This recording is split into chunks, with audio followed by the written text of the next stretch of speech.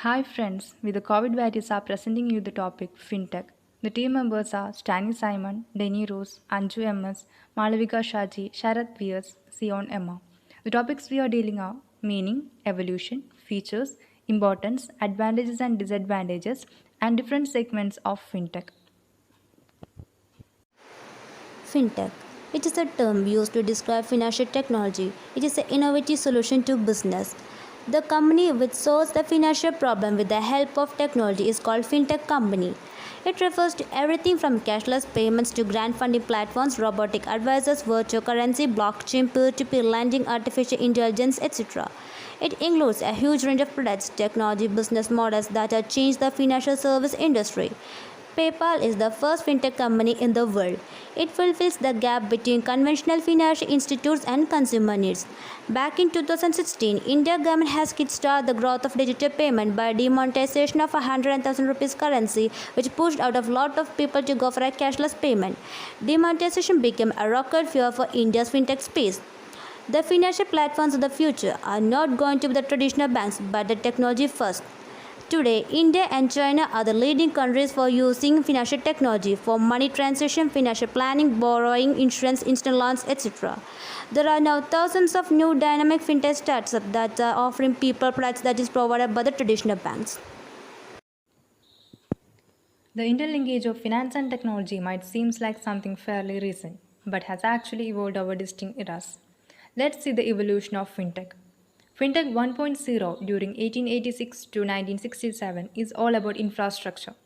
This is an era when we can first start speaking about financial globalization. It started with technologies such as telegraph as well as railroads and steamships that allowed for the first time rapid transmission of financial information across borders. FinTech 2.0 during 1967 to 2008 is all about banks. This period marks the shift from analog to digital and is led by traditional financial institutions. It was a stage in which internet, first handheld calculators and ATM was installed. FinTech 3.0 from 2008 till now is all about startups. As the origin of global financial crisis that soon morphed into a general economic crisis became more widely understood, the general public developed a distrust of traditional banking system. Fintech in emerging markets. The way mobile phones has changed consumer behavior and how people access the internet is the reason for internet revolution.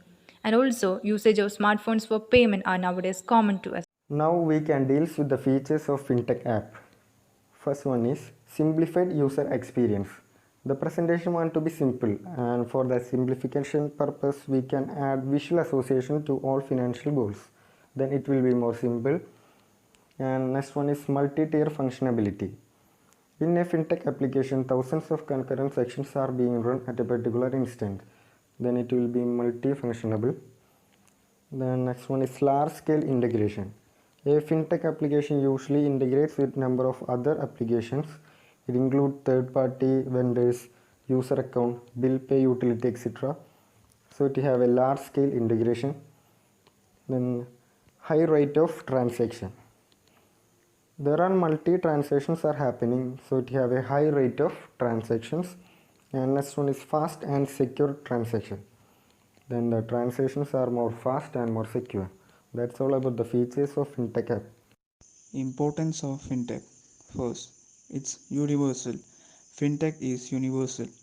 Thanks to the power of internet and today's amazing technology, financial services, no matter where your company is located, all you want is Wi-Fi to enter the fintech world. Second, it's cheaper. Compared to corporate and retail banks, the solution offered by the fintech are often cheaper. Fintech are aiming to make your banking life easier and more customized at a lower cost in fees. Third, it's more secure. Fintech are safer than traditional banking. Cybercriminals find it easy to penetrate the system of large and conventional banks because the institutions do not focus on technology as fintech. Fourth, it creates economic growth. According to Global FinTech Adoption Index 2019, that statistics released showed that the adoption of fintech services increased from 16% in 2015 to 30% in 2017. reaching a 64% in 2019. This confirms that fintech not only helps the economic growth but has established new successful careers. Fifth, helps companies turn big data to meaningful data. Fintech help companies of all sizes understand and manage the data they gather by creating tools and processes which converts it into meaningful data. Advantages of fintech. The first one is savings. With the technology replacing the hiring of local rental staffs, operating cost can be reduced. Thus, it helps in savings. Moving on to the second point, flexibility. Information and data can be saved in different alternatives at anywhere, at any time, making it more flexible. Transparency.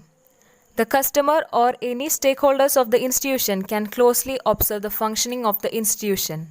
Disadvantages of fintech. The first one is security. As fintech make use of technology, there is a possibility of theft by a third party. Thus, data can be stolen easily.